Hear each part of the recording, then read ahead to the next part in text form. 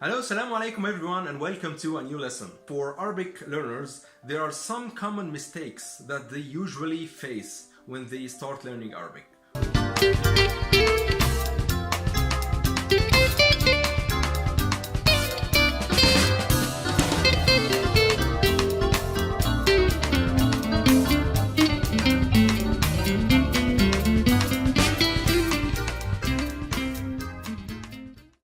Quranic Arabic or modern standard Arabic are not used in day-to-day life, and they are just used when you are reciting the Quran, for example, or reading the media, or reading the books, and so on. The dialects, on the other hand, are used when you are speaking in day-to-day life activities. Sometimes new learners buy a book, and they expect that if they learn through this book, they will get all the information they need. This is totally untrue, because if you want to learn, you need to have different sources of learning. You need to learn from a book, you need to have a good tutor, you need to immerse yourself in daily activities, you need to follow the media and many other activities. So in order to give yourself a good learning experience, make sure that you have this variety of activities. The third mistake, not practicing the language. This is really a killer mistake, because if you learn the language and you don't practice it, it will die. Make sure that when you learn new words or new phrases, try to practice them. Practice them with other learners, and ideally, I would say, try to practice them with a native. It is very important, because, for example, if you are practicing Sabah al-Khair, Sabah al-Khair, this is difficult to say if you don't hear it from a native.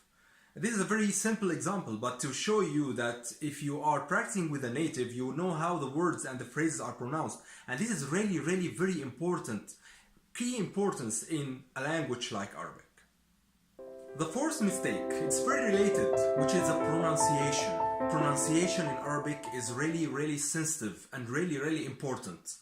You need to know how the letters are pronounced, because some pronunciation tricks in Arabic can give you really hard time if you don't know how to pronounce, and you couldn't be understood if you pronounce a certain letter incorrect. For example, the letter Ayn.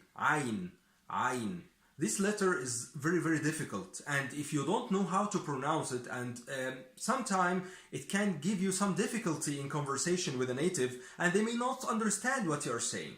So it's very important to practice your pronunciation, and as I told you in the previous point, if you are connecting with a native tutor or a native friend, try as much as you can to practice the language with them and to correct your pronunciation and how your words are formulated. This is very important.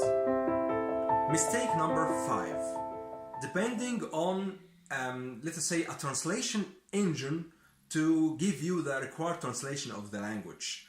But if you depend solely on these translation engines, they will not give you the accurateness that you can get if you are having conversation with a tutor, or if you are translating through a friend or something.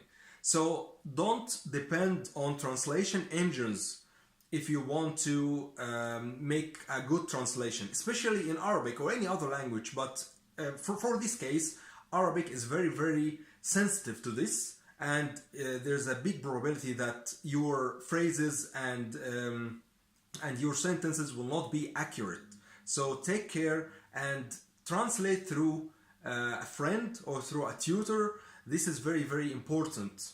Be sure not to fall for these mistakes, and if you need any help or any tip, just write me in the comments below, and I will be more than happy to answer you. Also, don't forget to subscribe and like if you like this content, and follow up with this channel for future videos. Thanks a lot, and see you in future videos.